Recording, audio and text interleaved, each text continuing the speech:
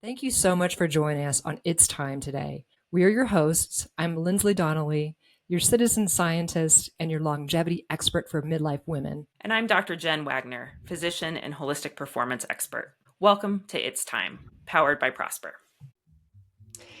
Hello, It's Time crew. It's Linsly coming to you today. And this is one of our solo sessions because Dr. Jen and I are both in a period of a lot of travel with kids' spring break and work. And so we're doing a couple of individual episodes in hopes that we can trade off back and forth. So we miss Dr. Jen, but we're sending great energy and grins as she is having a couple of adventures underway. Today, we're going to talk about something near and dear to both of our hearts. And if you're watching this video, I'm in my snowboarding gear, my long underwear at least, because we're going to talk about the benefits of having hobbies and of dabbling. And this goes into mindset benefits as well as longevity benefits. And what my hope is for today is that I can give you the science backed rationale about why it's worth your time to carve out time for hobbies, and play and fun are part of being hobbies, but specifically for kind of repeating action that you're doing in an amateur way, a hobby way. In fact, the art of dabbling would be what would be on offer when you think about this kind of activity. It's something you're dabbling in, and that might mean you're trying to invoke that prototyping habit that we've talked about in prior conversations, where you're testing and learning and seeing what feels like a fit for you for a hobby. Because frankly, I think most of us don't have a lot of time for hobbies until a certain arc in life. And this is an invitation to carve out time, no matter what the season of life is.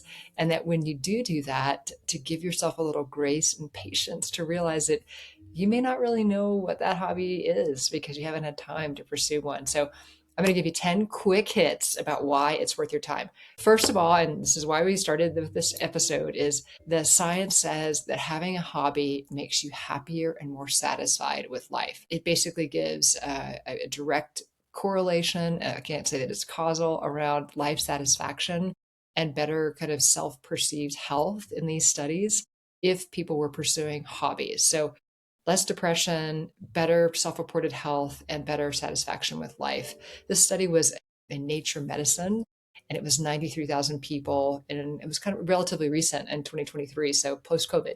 So that's the case for why to listen to the other 9 reasons here is that it makes you happier, healthier, and live longer. Secondly, hobbies trigger what people refer to as the upward spiral of positivity and positive emotions. And this comes from Dr. Fredrickson's work, which we've talked about Dr. Fredrickson before. She's a pioneer in the positive mindset space, but she talks about the broaden and build theory and hobbies being one of the ways to drive this broaden and build upward spiral, meaning more creativity and thinking, increased optimism and resilience, and then building kind of long-term emotional resilience reserves or resources that comes from having hobbies where you're able to create a sense of joy and satisfaction on a compound effect. So joy creates momentum, and hobbies can create that joy to drive that momentum. So the third science-backed reason is that hobbies put you into a measurable state of flow.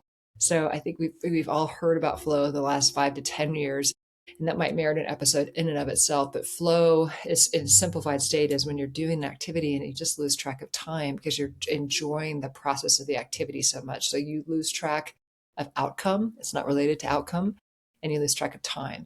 The research here was it's a really hard last name, but I'm going to say Mihaly Csikszentmihalyi. Bless you. I know, I apologize. I'm saying that name terribly. But basically, this study researched how hobbies connected to people being able to access a state of flow. And as part of that, we're able to reduce anxiety, all that rumination and stress that's going on in the back of our heads. When you're in the act of a hobby, that goes away. And then it increases a sense of meaning and purpose and engagement. The third science backed reason is that hobbies actually increase flow, and flow is one of the most reliable engines for happiness that we have. So that's number 3 for why to do a hobby. Number 4 is that hobbies in this research study reduced cortisol and the actual feeling and sentiment of stress associated with that cortisol. We've known from recent research that we're not trying to eradicate stress. There is positive stress, but think of this more as the low grade kind of constant nagging stress that we all tend to carry around, or we maybe have gone through phases of life and we carry it around. And so hobbies show that even something as short as a 45-minute break, and I know that doesn't feel short to all of us because sometimes it doesn't feel like we have 45 seconds. But in this study, they measured only a 45-minute period of time, and people were engaged in various forms of free form creativity. So it could have been something obvious like painting or creating music or cooking, or it could have been gardening, or it could have just been free form word association. It was anything that was kind of boundaries off that fell into a sense of creativity for the participant. And in this study, they found that doing that 45 minutes of a hobby in the creative space reduced the effects of aging, cognitive decline, inflammation, and disease risk. So this is one that shows, okay, from a science perspective, hobbies help in stress recovery, which stress recovery helps in reducing the impact of compound aging. The fifth science-backed study was around hobbies and how they helped in peak transition points. Many of us in this midlife cohort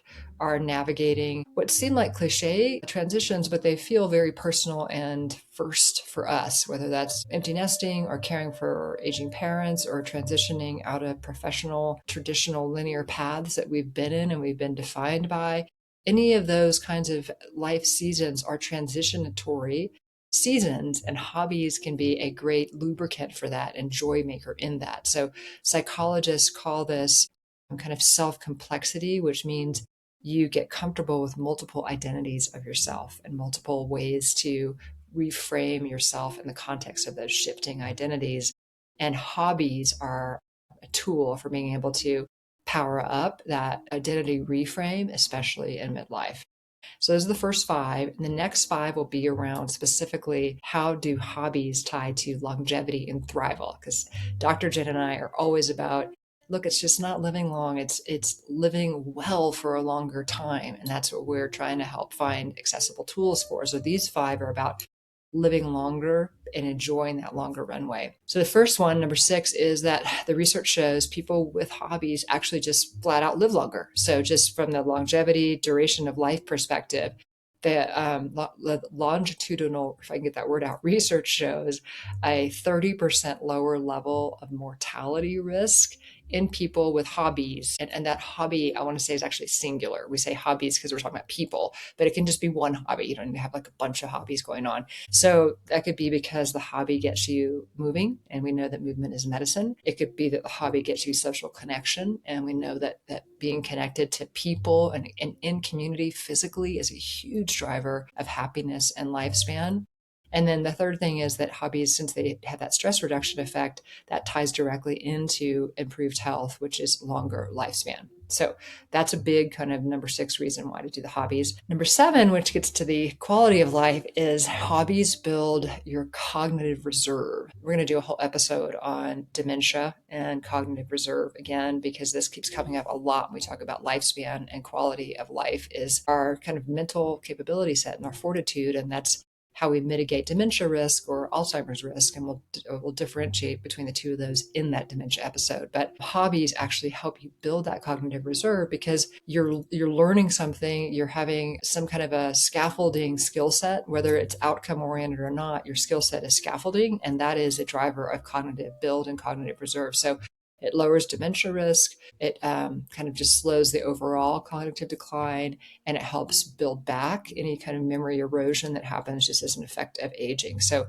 things like art or music, or we hear the example again and again, learning a language, which I'm trying to do right now as our youngest and I head out to Ecuador. I'm trying to relearn Spanish, which at one point I thought I was fluent in, but that even counts, just relearning a skill you had at a different point in life, relearning to play the piano, relearning to sing and, play the guitar, relearning to play a sport that you played when you were younger. That all counts in the hobby category and the building the cognitive reserves to kind of try to impact the effect of dementia or other cognitive decline. So takeaway here is that hobbies are like cross training for your brain. So think of it that way and carve out the time for that. Number 8 is what you talked about, dabbling, and this idea of trying different things. You don't have to commit to this hobby for your whole life. You don't have to commit to this hobby for a skilled demonstration capability for that hobby, but just dabbling and playing in different things helps generate new neurons because it's the novelty. So the novelty of an activity or the novelty of a setting. So If you can't have a bunch of new activities right now, try doing the activities you're doing in a different setting. Even that means take your laptop to the library or to the coffee shop just to get out of your environment. The idea of dabbling, which is an underpinning in hobbies, is one of the things that drives neuroplasticity, boosts neuroplasticity, which boosts cognitive build again. So brain flexibility, also dopamine release. When you're doing something novel, your brain thinks it's exciting, so you release dopamine. So just walking a new street can be as simple as that for novelty. Just when you're doing things that are novel and new, your brain gets excited about it and releases dopamine. So your brain loves the dabbling and the neuroplasticity effect. New plus challenging equals fun. So again, dabbling, which could be in hobbies or hobby exploration, is brain training. Number 9, so we're getting close to the end here. Number 9, most hobbies will create some sort of social connection. Whether you do them with other people or not, it could be more that you're gathering as a group. If it's a solitary activity, like I think of writing, I love my writing group from 30 years ago. And even though we don't do it now, we still connect with one another about what's going on in life or about things we're writing, even though we're dispersed all over now.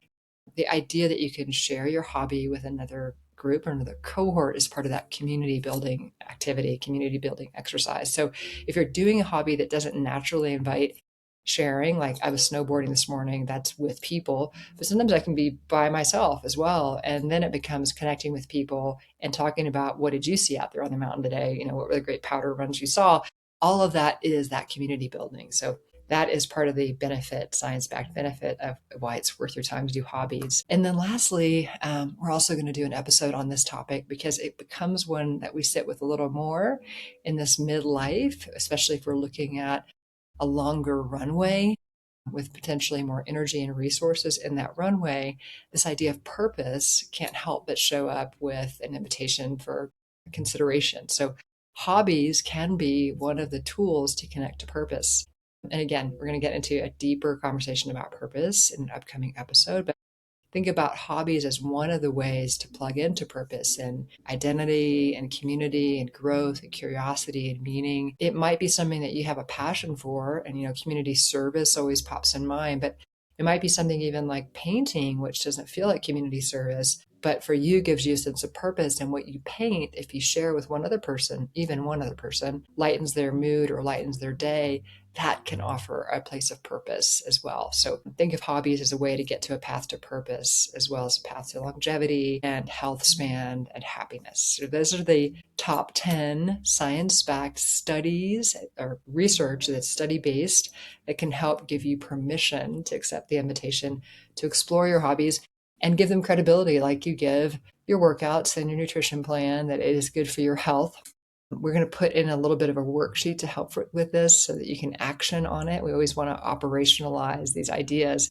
But if you think about it, step 1 would just be give yourself the permission to reframe the importance of a hobby. So try to see what's blocking it for you right now. And we'll have this in the workshop, in the worksheet. It is something like, I don't deserve to take this time, or I shouldn't be doing it if I'm not good at it, or this feels really indulgent. Just get out on paper what it is that might be blocking your time investment to do your hobby so that you can physically erase it or scratch it off and say, nope, I just had those 10 science-backed reasons why it was worth my time. So I'm going to pursue this pursuit of hobbies. Step 2 would be, when you're thinking about a hobby, maybe think about what gives you joy or what gave you joy in the past. I find it really challenging to come up with hobbies. Number 1, because there's just not a whole lot of time to do things that are not on a to-do list. Or unless I put the hobby exploration and the hobby activity on my to-do list, it doesn't get done. So then when I try to think about what's worth putting on that list, there hasn't been a whole lot of recent experience on hobby exploration. So, again, I'm in my long underwear today. I live near the mountains. Of course, I go snowboarding or skiing because I live right here. It feels ridiculous not to, because I live right here. But if you don't live near a close hobby, giving yourself a little 10-minute window to reflect back on what gave you joy. I have a dear friend who, she loves to go to the flower farmers market every weekend, and she lives in LA and can go to the flower market there. Couldn't really do that where I live. There's not a fresh flower market we can go to in the snow. but she goes every weekend, and her hobby is to go and inhale those scents and look at that beauty and curate a bundle of flowers for her home and for friends and for gifts. And there's no quality score attached to it. There's no earning a skill set recognition. It's just simply to go and walk amongst the smell of the flowers and create something that she can then share with somebody for a moment of joy. So that's step 2, is to do a past joy inventory. And then step 3 is just like any brainstorming exercise you might do in a work context, is to really brainstorm what is your list of dabbling. Just brainstorm your dabbling list. Write 10 things that you would do if time and money were not a constraint. And there are a lot of life exercises where we can do this, where we take that constraint off, even though, of course, our left brain tells us time and money are always a constraint, especially time. But in order to generate the ideas that are worth your time, remove that constraint and really push yourself to think about, what would I do if I didn't have to worry about the time invested or the money invested or the money foregone if I pursue that hobby, just to get your list clear. And then step 4 is to choose your first tiny hobby. So we talk about this when Dr. Jen and I have talked about the prototyping habit, and we might need to do another episode to just refresh ourselves on that idea, because it is a habit. It's not a one and done activity. The prototyping perspective is test things that are lightweight to test, or test things in a lightweight way to test them. So set the bar low and clear that low bar is one of our favorite expressions from the Designing Your Life theory of mindset coaching and work. Is like, don't set a huge high hurdle for you to clear. Just set a little low bar and clear it. Same thing in this habit exploration. Pick a tiny habit, try it out, see how you liked it. Just like any of the health and wellness practical tips we always talk through, is make sure it's a fit for you. Try it a little bit and then go for more. And then the last one, we talk so much about the minimum effective dose of the exercise or of the protein or of the creatine. Think of this in the same way. What is the minimum effective dose of fun in this hobby? Maybe it's only 10 minutes a day. It doesn't have to be you committed to a golf round every single day. It doesn't have to be that you committed to finishing a painting at all. It can be that you wrote 3 words in a poem. Like, just set the bar low and then set the minimum effective dose of fun so that you're sprinkling that energy in through your day. With that, the early part of this year, we would invite you to consider structuring your calendar around some of the dabbling, some of the tiny habits, and finding the things that bring you joy just in the instance of doing the thing, regardless of the outcome, regardless of the productivity or the network, just something that you do that brings you joy as a hobby. It's an invitation to hobby. And when your left brain needs the rationale, you just remind it there are 10 science-backed reasons why it's important from a longevity, health span, and a pure joy perspective. And we'd love to hear about some of your hobbies. So if you get a minute, shoot us a comment and let us know what you're discovering. Can't wait to talk with you again soon. Thank you so much for spending your time with us here today. If you liked what you heard and you got some tips on how to live better right now and for the long haul, please help us reach more midlife women.